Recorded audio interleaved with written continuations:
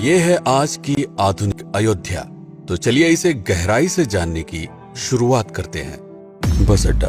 राम मंदिर से 7 किलोमीटर की दूरी पर 14 बीघा जमीन पर 219 करोड़ की लागत से लखनऊ हाईवे पर नया बस अड्डा बनकर तैयार है। Railway station. मंदिर से 1 किलोमीटर की दूरी पर 240 करोड़ रुपए में नया रेलवे स्टेशन डिजाइन किया गया है। भविष्य में अयोध्या से दिल्ली, मुंबई, चेन्नई, बेंगलोर, पुणे, कोलकाता, नागपुर, लखनऊ और जम्मू जैसे शहरों के लिए विशेष रेलगाड़ियां चलाई जाएंगी। हवाई अड्डा। 1450 करोड़ रुपए में लगभग 1300 बीघे में फैला हुआ प्रयागराज हाईवे पर नाके के पास बनाया गया है नया एयरपोर्ट। यहाँ से राम मंदिर की दूरी सिर्फ 12 किलोमीटर है। भविष्य में कई बड़े महानगरों के लिए सीधे उड़ानें उपलब्ध होंगी। घाघरा जलमार्ग। अगर आपके पास अपनी खुद की मोटर बोट है तो छपरा से घाघरा यानी सरयू नदी की सैर करते हुए लगभग 300 किलोमीटर नदी में चलकर भी अयोध्या पहुंच सकते हैं। भविष्य में इस रूट के लिए भी मोटर बोट चलाए जाने का प्रस्ताव है। राम मंदिर। अयोध्या के राम मंदिर की कुल कीमत है 1800 करोड़। पूरी तरह बन जाने के बाद अयोध्या का मुख्य आकर्षण होगा। राजस्थान के मशहूर मकराना के पत्थरों से आकार लेते इस मंदिर की अनुमानित उम्र होगी लगभग 1000 साल। 22 जनवरी को पहली मंजिल का उद्घाटन होगा, जिसमें राम की बाल्यावस्था की मूर्ति रखी जाएगी। बाकी की 2 मंजिलों का कार्य चलता रहेगा। खजुराहो के मंदिरों की नागर शैली के आधार पर इसे तराशा जा रहा है। मंदिर का कुल क्षेत्रफल 156 एकड़ या 251 बीघा है। हनुमानगढ़ी। राम मंदिर से लगभग 800 मीटर की दूरी पर स्थित है हनुमानगढ़ी। मंदिर के आवासीय परिसर को मिलाकर यह लगभग 52 बीघे में फैला हुआ है। मंदिर की 76 सीढ़ियां चढ़कर हनुमान जी के दर्शन के बाद ही राम मंदिर में जाने का विधान है। यह मंदिर अयोध्या शहर के ठीक बीच में एक ऊंचे टीले पर बना है। शहर की तरफ आने वाले आक्रमणकारियों के आने की सूचना यहीं से प्राप्त करके अयोध्या के राजा तक भेजी जाती थी। इतिहासकारों के अनुसार जितनी बार भी अयोध्या पर आक्रमण हुआ उतनी बार इस मंदिर को भी विध्वंस झेलना पड़ा। हालांकि सन्यासियों ने हर बार इस मंदिर को फिर से खड़ा किया। आज यह मंदिर रामानंद संप्रदाय और निर्वाणी अखाड़े के अधीन है। राम की पेड़ी। अयोध्या को सरयू नदी की भयंकर बाढ़ से बचाने के लिए इस बांध का निर्माण किया गया था, जिस पर श्रद्धालुओं के स्नान के लिए कई घाट बना दिए गए थे। इतिहासकारों के अनुसार जितनी बार भी बांध टूटता था, सरयू का पानी अयोध्या की गलियों में घुस आया करता था। इसी बाढ़ से बचने के लिए पूरे अयोध्या में जगह जगह पर ऊंचे टीले बनाए गए थे, जैसे राम टीला, हनुमान टीला, लक्ष्मण टीला। आज ये बांध अयोध्या का मुख्य पर्यटन स्थल बन चुका है। हर दीपावली पर यहाँ लाखों दिए जलाकर रामायण की उस घटना को उत्सव के रूप में मनाया जाता है जब श्री राम अयोध्या वापस लौटे थे।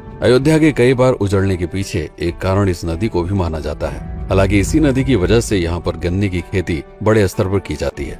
लता मंगेशकर चौराहा। नया घाट और बस स्टैंड के पास ही अयोध्या का मुख्य चौराहा 6.7 करोड़ रुपए में बनकर तैयार हुआ है। पद्मश्री से सम्मानित राम सुथार जी ने 2 माह के कठिन परिश्रम के बाद इस 40 फीट लंबी वीणा को आकार दिया। 14 टन की इस वीणा को लता जी के स्मृति चिन्ह के रूप में यहाँ पर लगाया गया है। इसीलिए इसका नाम नया घाट चौराहे से बदलकर लता मंगेशकर चौराहा कर दिया गया है। धर्मपथ। नया घाट से कुछ पहले सड़क के दोनों तरफ 30 फीट ऊंचे 40 सूर्य स्तंभ लगाए गए हैं, जिसे धर्मपथ का नाम दिया गया है, जो श्री राम के राजकुल सूर्यवंश का प्रतीक है।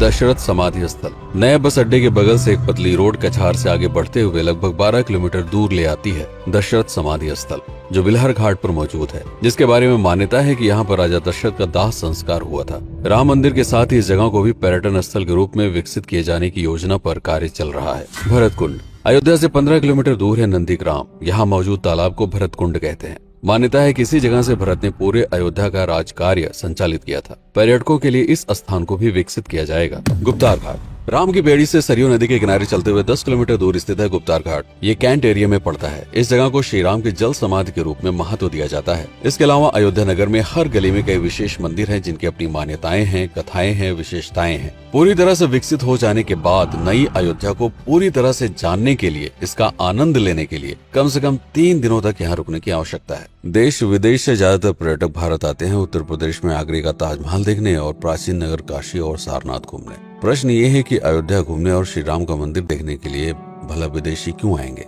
और इसका कारण है भारत में लिखी गई राम कथा की सबसे पहली और प्राचीन पुस्तक रामायण। भारत में रामायण के अलावा कंबोडिया में रीमकेर, थाईलैंड में रामकियन, जो कि वहाँ की राष्ट्रीय पुस्तक है, इंडोनेशिया में ककनिक, नेपाल में भानुभक्त रामायण जैसी पुस्तकों में वाल्मीकि की रामकथा से प्रेरणा लेकर इसे अपने अपने देश की संस्कृत के हिसाब से फिर से लिखा गया है।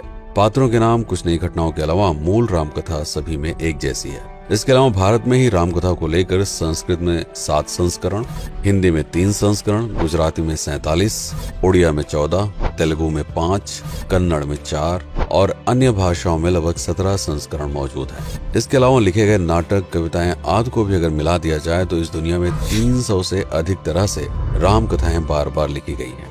इन सभी राम कथाओं पर कई विशेषज्ञों ने समय समय पर अध्ययन किया और अपने विचार दिए।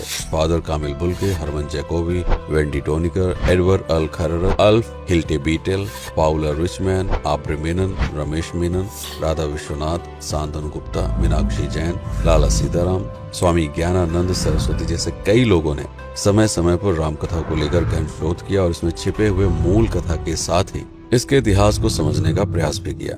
राम कथा थी कौशल प्रदेश के द्वारा किष्किंधा और लंका पर विजय प्राप्त करने की पहली बार एक अखंड भारत के निर्माण की। रामायण महत्वपूर्ण इसलिए हो जाता है क्योंकि ये अखंड भारत युद्ध से अधिक व्यक्ति के आदर्शों, सूझबूझ, मित्रता जैसे गुणों से स्थापित हुआ। रामायण एक ऐसा डॉक्यूमेंट है जो ये समझाता है कि भारत पहली बार एक कैसे हुआ। इसलिए ये गाथा न तो कभी भुलाई जा सकती है और न ही कभी मिटाई जा सकती है। और आज की अयोध्या उसे अखंड भारत का एक प्रतीक है, अपनी संपन्नता के कारण जिसने समय समय पर बाहरी आक्रमणकारियों का भी सामना किया। अयोध्या की इसी संपन्नता ने यहाँ पर मुगलों को भी आकर्षित किया। महात्मा बुद्ध भी यहाँ पर रुके, सिखों के गुरु साहब भी आए और जैन धर्म के तीर्थंकर भी। सिर्फ आए ही नहीं बल्कि उनके अनुयायी यहीं पर बसते चले गए। अयोध्या कितनी बार बसी, कितनी बार उजड़ी, इसके बारे में बहुत अधिक प्रमाण उपलब्ध नहीं है। सूर्यवंश के पतन के साथ ही अयोध्या का भी पतन होता रहा। बीच में कई सौ सालों तक अयोध्या मानो विलुप्त सी हो गई। इसका कारण क्या था, इसका कोई प्रमाण नहीं है। अयोध्या को फिर से खोजकर उसे स्थापित करने में बार बार राजा विक्रमादित्य का नाम आता है, लेकिन विक्रमादित्य एक उपाधि है जिसे कई राजाओं को दिया गया था। तो ये कहना मुश्किल है कि किस कालखंड के कौन से राजा ने ये कार्य किया। कुछ विशेषज्ञों का मत है कि यह काम उज्जैन के राजा विक्रमादित्य ने किया होगा।